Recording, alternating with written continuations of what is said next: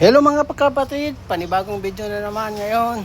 Ngayong araw mga kapatid, palit tayo ng stabilizer link. Oh, tingnan nyo, bahog na So papalitan natin ito ng bago para wala ng kalampag. Ito yung dahilan ano na siya, kanang maluag na. So ayan, sundan nyo lang ako mga kapatid Suzuki Hustler to.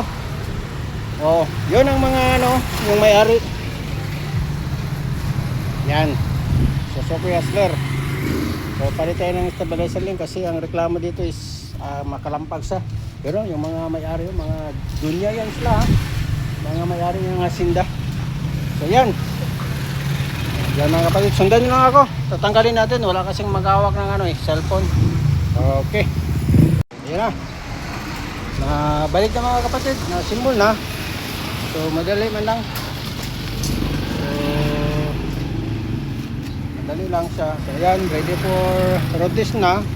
Wala pa yung may-ari punta sa smart. So maya, pa-testing natin sa kanila.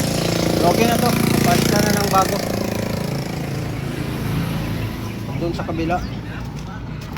Left and right. So yan mga kapatid, tapos na.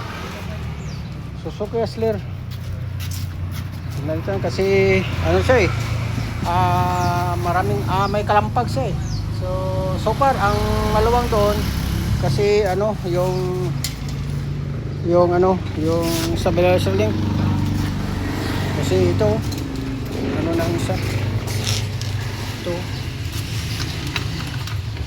so ito yung stabilizer niya. So yung isa bahog na. Oh, sa right side itong isa straight naman, saka yung niya ito maluwang so dapat hindi ito hindi ito makamay-kamay kabila.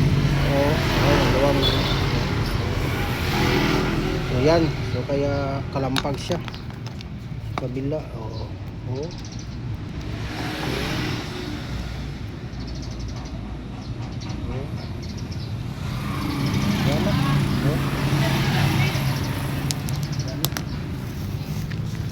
Kabila wala